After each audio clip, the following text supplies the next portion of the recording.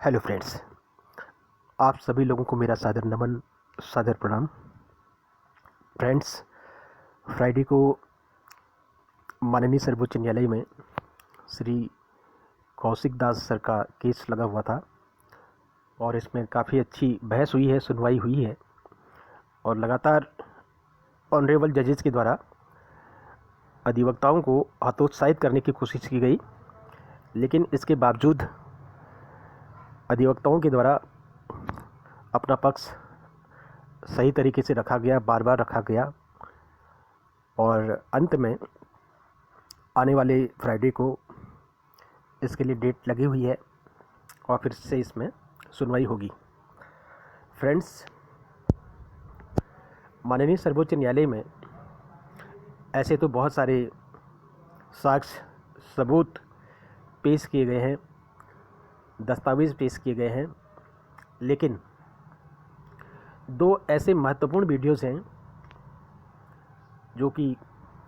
साक्ष्य के तौर पर हैं, गवाह के तौर पर हैं, जिनको माननीय सर्वोच्च न्यायालय में प्रोजेक्टर के माध्यम से दिखाया जाना बहुत ही आवश्यक हो गया है। क्योंकि आप लोगों ने देखा होगा कि पूर्व केंद्रीय शिक्षा मंत्री प्रकाश जावड़ेकर जी के द्वारा एक वीडियो जारी किया गया था और उस वीडियो में उन्होंने कहा था कि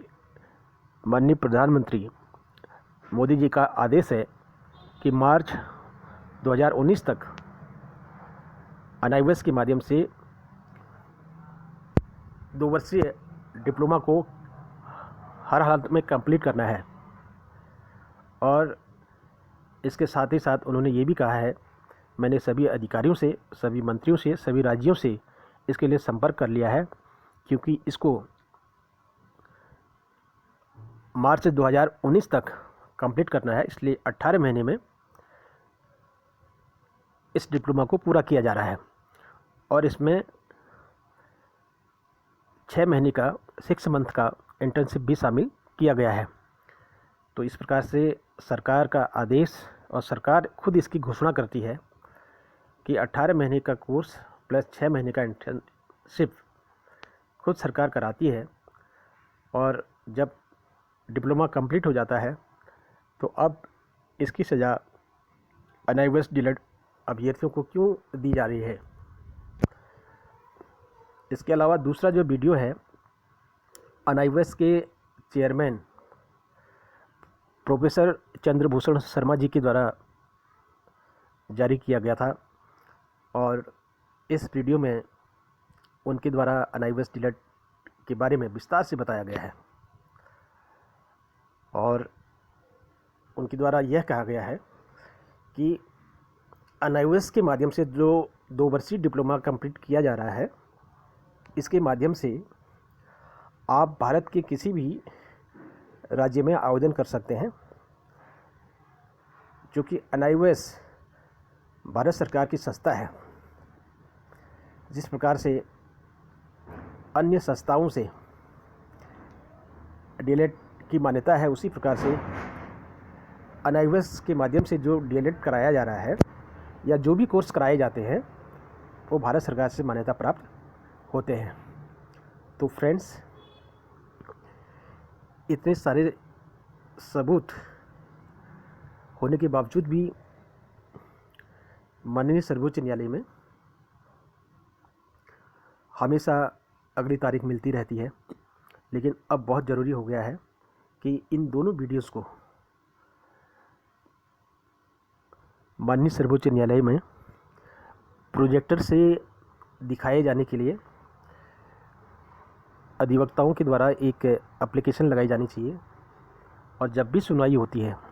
चाहे वो रिव्यू पिटीशन के मामले में जो सुनवाई होती है, चाहे बिहार के जो फ्रेश केस है इसकी सुनवाई होती है, या फिर पश्चिम बंगाल का जो केस है, इन तीनों मामलों में ये दोनों वीडियोस को दिखाए जाने की अनुमति ली जानी चाहिए। और जिस कोर्ट रूम में ऑनरेबल जजेज बैठे होते हैं, उनकी ठीक आगे वाली दीवार पर प्रोजेक्टर के माध्यम से इन दोनों वीडियोस को दिखाया जाना चाहिए और क्या कुछ पूर्व केंद्रीय शिक्षा मंत्री महोदय के द्वारा बोला गया है और क्या कुछ NIOS के चेयरमैन चंद्रभूषण शर्मा जी के द्वारा कहा गया है। तो ये दोनों वीडियोस काफ़ी महत्वपूर्ण हैं और एविडेंस हैं, सबूत हैं, गवाह हैं। तो फ्रेंड्स, इसके लिए सभी NIOS DLED शिक्षकों को, अभ्यर्थियों को चिंतन मनन करना चाहिए और इसके लिए परमिशन लेनी चाहिए, जिससे कि माननीय सर्वोच्च न्यायालय में इन दोनों साक्ष्यों को प्रस्तुत किया जा सके। और आप लोगों ने देखा भी होगा कि जो माननीय सर्वोच्च न्यायालय में केसेस लगे होते हैं, तो इनके लिए साक्ष्य के लिए कम से कम 10 साल 15 साल पुराने दस्तावेज भी माननीय सर्वोच्च न्यायालय में दिखाए जाते हैं, जिसमें बंडलों के हिसाब से कागज़ होते हैं, रजिस्टर होते हैं और कम से कम 50-60 कुंटल तक के रजिस्टर होते हैं, जिनको माननीय सर्वोच्च न्यायालय तक पहुंचाने के लिए लेबरों की मदद ली जाती है और उनको साक्ष्य के तौर पर दिखाया जाता है, ताकि केस को जीता जा सके। क्योंकि मेहनत तो करनी ही होती है और एक छोटा सा कार्य है, और इसके लिए आपको रिक्वेस्ट करनी होगी माननीय सर्वोच्च न्यायालय से कि इन दोनों वीडियोस को प्रोजेक्टर के माध्यम से कोर्ट रूम में दिखाया जाए कि आखिरकार किस प्रकार से NIOS DLED अभ्यर्थियों के साथ अन्याय हो रहा है और NIOS DLED अभ्यर्थियों को, NIOS DLED शिक्षकों को न्याय मिलना चाहिए।